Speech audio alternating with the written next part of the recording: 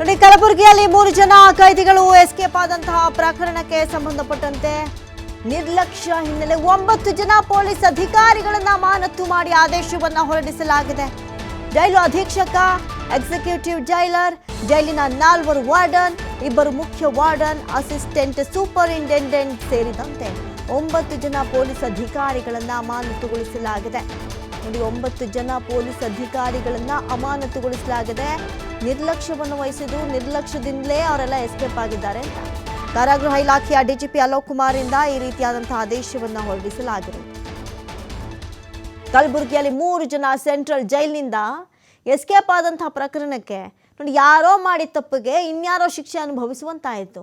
ಹೇಳಿ ಕೇಳಿ central jail ಒಳಗಡೆ ಇರ್ತಾರೆ, ಹೊರಗಡೆ ಬರೋ ಪ್ರಮೇಯನೂ ಇಲ್ಲ, ಸಾಧ್ಯತೆಯೂ ಇಲ್ಲ ಅನ್ನುವಂಥ ಒಂದು ನಿಟ್ಟಿನಲ್ಲಿ ವಾರ್ಡನ್ಸ್ಗಳಿದ್ರು. ಆದರೂ ಅದು ನಿರ್ಲಕ್ಷ್ಯ. ಎಂತೆಂಥ ಕ್ರಿಮಿನಲ್ಗಳು ಯಾವುದೋ ಒಂದು ಜಿದ್ದಿಟ್ಕೊಂಡು ಹೊರಗಡೆ ಹೋಗಿ ಅವ್ರನ್ನ ಕೊಲೆ ಮಾಡೋದಕ್ಕೆ ಹೊರಟಿರ್ಬೋದು. ಇದಕ್ಕೆಲ್ಲ ಅವಕಾಶ ಹೆಂಗಾಗುತ್ತೆ ಹೇಳಿ? ನಿಮ್ಮ ನಿರ್ಲಕ್ಷ್ಯನೇ ಕಾರಣ ಅನ್ನುವಷ್ಟರ ಮಟ್ಟಿಗೆ ಈಗ ಅಲ್ಲಿದ್ದಂತಹ ಅಧಿಕಾರಿಗಳನ್ನು, ಸಿಬ್ಬಂದಿಗಳನ್ನು ವಜಾಗೊಳಿಸುವಂಥ ಕೆಲಸಕ್ಕೆ ಈಗ DGP ಅಲೋಕ್ ಕುಮಾರ್ ಮುಂದಾಗಿರುವಂಥದ್ದನ್ನು ನಾವು ನೋಡ್ತಾ ಇದ್ದೀವಿ. ಯಾಕಂತ ಹೇಳಿದ್ರೆ, ಏನೇ ಅಪರಾಧಗಳಿಗಾದ್ರೂ ಪೊಲೀಸರ ನಿರ್ಲಕ್ಷ್ಯ ಅಂತ ಜನ ಪ್ರಶ್ನೆ ಮಾಡ್ತಾರೆ. ಅಧಿಕಾರಿಗಳೇನು ಮಾಡಿದ್ರು ಅಂತ ಪ್ರಶ್ನೆ ಮಾಡ್ತಾರೆ. ಏನು ಮಾಡ್ತಾ ಇದ್ರು ಹೊರಗಡೆ ಹೋಗೋವರೆಗೂ, ಅಥವಾ ಇವ್ರುಗಳದ್ದೇ ಕುಮ್ಮಕ್ಕಿತ್ತ ಬಿಟ್ಟು ಹಿಡಿಯುವಂಥ ಕೆಲಸಗಳನ್ನು ಮಾಡಿಬಿಟ್ರೆ ಅಂತ ಪ್ರಶ್ನೆ ಮಾಡ್ತಾರೆ. ಹತ್ತಲವು ಪ್ರಶ್ನೆಗಳನ್ನು ಈಗ ಎದುರಿಸಬೇಕಾಗಿರೋದು ಪೊಲೀಸ್ ಇಲಾಖೆ. ಹಾಗಾಗಿ ಈಗ ಅವ್ರು ಎಸ್ಕೇಪ್ ಆದರೂ ಕೂಡ ಕಾರಣಕರ್ತರು ನೀವಾಗ್ತೀರಿ. ನೀವು ಅಲರ್ಟಾಗಿರಬೇಕಿತ್ತು, ಸುತ್ತಮುತ್ತ ಓಡಾಡಬೇಕಾಗಿತ್ತು ಅಂತ ಹೇಳಿ 9 ಜನರನ್ನು ಅಮಾನತು ಮಾಡುವಂಥ ಕೆಲಸಕ್ಕೆ ಮುಂದಾಗಿದ್ದಾರೆ.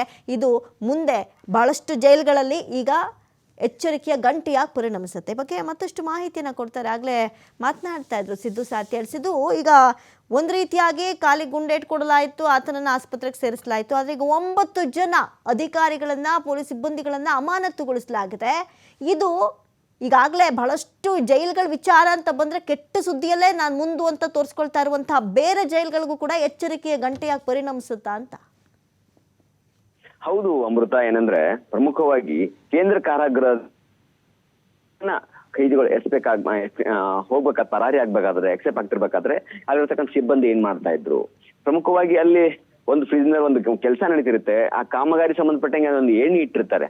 ಆ ಏಣಿಯನ್ನ ಬಳಸ್ಕೊಂಡು ಕನಿಷ್ಠ ಪಕ್ಷ ಅಲ್ಲಿರ್ತಕ್ಕಂಥ ಸಿಬ್ಬಂದಿಗಳಿಗೆ ಒಂದು ಇದಾಗಿರ್ಬೇಕಾಗಿತ್ತು. ಇದನ್ನು ಮತ್ತೆ ಎಲ್ಲ ದುರ್ಬಳಕೆ ಆಗುತ್ತಾ ಅಂತಕ್ಕಂಥ ಎಚ್ಚರಿಕೆ ಇರಬೇಕಾಗಿತ್ತು. ಜೊತೆಗೆ ಅಲ್ಲಿ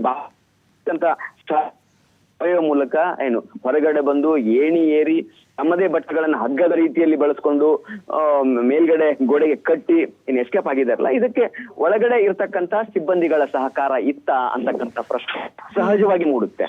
ಯಾಕಂದ್ರೆ ಬೆಳಗಿನ ಜಾವದಲ್ಲಿ ಸುಮಾರು CCTV ಫುಟೇಜ್ ಅಲ್ಲಿ ಕೆಲವೊಂದಲ್ಲಿ ಕಾಣುತ್ತೆ, ಒಬ್ಬ ಖೈದಿ 10 ನಿಮಿಷ ಗೋಡೆ ಮೇಲೆ ಕೂತಿದ್ದಾನೆ.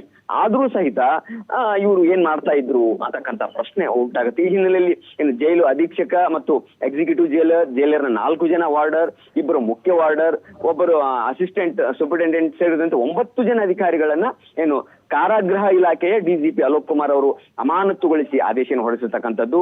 ಈ ಹಿನ್ನೆಲೆಯಲ್ಲಿ ನಿಜಕ್ಕೂ ಈಗೇನು ತಪ್ಪಿಸ್ಕೊಂಡು 2 ಪರಾರಿಯಾಗಿದ್ರೆ, ಓರ್ವನನ್ನ ಈಗ ಆಲ್ರೆಡಿ ಅರೆಸ್ಟ್ ಮಾಡಿರ್ತಕ್ಕಂಥದ್ದು, ಆತನ ಕಾಲಿಗೆ ಗುಂಡು ಹೊಡೆದು ಈ ಶೀಘ್ರದಲ್ಲಿ ಕಲಬುರಗಿ ಪೊಲೀಸ್ ಕಮಿಷನರ್ ಶರಣಪ್ಪ ಅವರು ಹೇಳಿರ್ತಕ್ಕಂಥ ಪ್ರಕಾರ ಆ 2 ಸಹಿತ ಶೀಘ್ರ ನಾವು ಅರೆಸ್ಟ್ ಮಾಡ್ತೀವಿ ಅಂತಕ್ಕಂಥ ಮಾಹಿತಿ ನೀಡಿದ್ದಾರೆ. ಆದ್ರೆ ಪ್ರಮುಖವಾಗಿ ಈಗ ಪೊಲೀಸ್ ಇಲಾಖೆ ಆ ಕೆಲಸ ಮಾಡುತ್ತೆ, ಆದ್ರೆ ಕಾರಾಗೃಹ ಇಲಾಖೆ ಏನ್ ಮಾಡ್ತಾ ಇದೆ, ಅಲ್ಲಿರ್ತಕ್ಕಂಥ ಸಿಬ್ಬಂದಿಗಳು ಏನ್ ಮಾಡ್ತಾ ಇದ್ದಾರೆ, ಅಲ್ಲಿರ್ತಕ್ಕಂಥ ಖೈದಿಗಳನ್ನ ಹಿಡಿದಿರ್ತಕ್ಕಂಥ ಕಾರ್ಯ ಇವರಿಂದ ಆಗ್ತಾ ಇಲ್ಲ ಅಂದ್ರೆ ಹೇಗೆ ಅಂತಕ್ಕಂಥ ಪ್ರಶ್ನೆ ಮೂಡಿರ್ತಕ್ಕಂಥದ್ದು.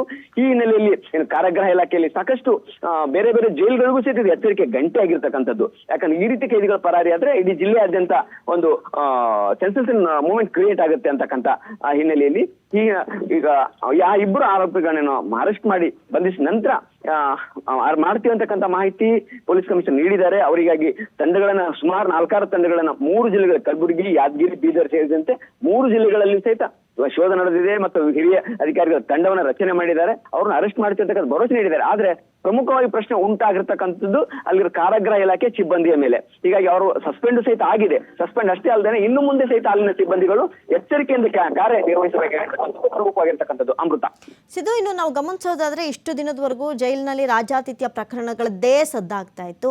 ಈಗ ಎಸ್ಕೇಪ್ ಹಂತಕ್ಕೂ ಬಂದಿದ್ದಾರೆ. ಈಗ ಏಣಿ ಇಡಬೇಕಾದ್ರೆ ಒಂದು ಮಿನಿಮಮ್ ಕಾಮನ್ ಸೆನ್ಸ್ ಅಲ್ವಾ?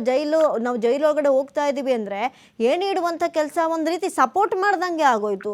ಇವತ್ತು 9 ಜನ ಅಮಾನತ್ ಆಗಿರ್ಬೋದು, ಇದ್ರ ಹಿಂದೆ ನಿಜಕ್ಕೂ ಏನಾದರೂ ಬೇಕು ಅಂತಲೇ ಮಾಡಿದಂಥ ಏನಾದರೂ ಕೆಲಸಗಳಿದೆಯಾ, ಏನಾದರೂ ಡೀಟೇಲ್ಸ್ ಲಭ್ಯ ಆಗ್ತಾ ಇದೆಯಾ ಅಂತ? ಹೌದು ಅಮೃತ, ಯಾಕಂದ್ರೆ ಈ ಹಿಂದೆ ರಾಜಾರೋಷವಾಗಿ ಅಲ್ಲಿ ಎಲ್ಲ ಗುಟ್ಕಾ ಸಿಗರೇಟು ಸಪ್ಲೈ ಆಗ್ತಾ ಇತ್ತು, ಜೊತೆಗೆ ಒಳಗಡೆ ಜೂಜಾಟ ಆಡ್ತಕ್ಕಂಥ ದೃಶ್ಯಗಳು ಸಾಮಾನ್ಯ ಹೊರಗೆ ಬಂದಿತ್ತು. ಇದೆಲ್ಲೋ ಜೈಲು ಸಿಬ್ಬಂದಿಯ ಸಹಕಾರ ಇಲ್ಲಿ ಯಾವ್ದು ಮಾಡ್ಲಿಕ್ಕೆ ಸಾಧ್ಯ ಇಲ್ಲ. ಹೀಗಾಗಿ ಈ ಪ್ರಕರಣದಲ್ಲೂ ಸಹಿತ ಜೈಲು ಸಿಬ್ಬಂದಿ ಸಹಕಾರ ಇದೆ. ಯಾಕಂದ್ರೆ ಅಲ್ಲಿ ಏನಿರ್ತಕ್ಕಂಥ ಕಾಮಗಾರಿ ನಡೀತಾ ಇದ್ರೆ ಏನೇನು ಎಲ್ಲಿ ಇಡಬೇಕು, ಅದು ಹೇಗೆ ಇಡಬೇಕು ಅಂತ ಜೈಲು ಒಳಗಡೆ ಇರ್ತಕ್ಕಂಥ 3 ಜನ ಕೈದಿಗಳು ಪರಾರಿ ಆಗ್ತಾರೆ ಅಂದ್ರೆ ಸಹಕಾರ ಇದೆ ಅಂತಕ್ಕಂಥ ಅನುಮಾನ ಸಾಕಷ್ಟು ಉಂಟಾಗಿರ್ತಕ್ಕಂಥದ್ದು ಇದು ತನಿಖೆ ನಂತರ ಹೊರಬರಲಿದೆ ಅಮೃತ. ಥ್ಯಾಂಕ್ ಯು ಸಿದ್ದು ಸಾತಿಹಾಳ್ ತಮ್ಮೆಲ್ಲ ಡೀಟೇಲ್ಸ್ಗಾಗಿ.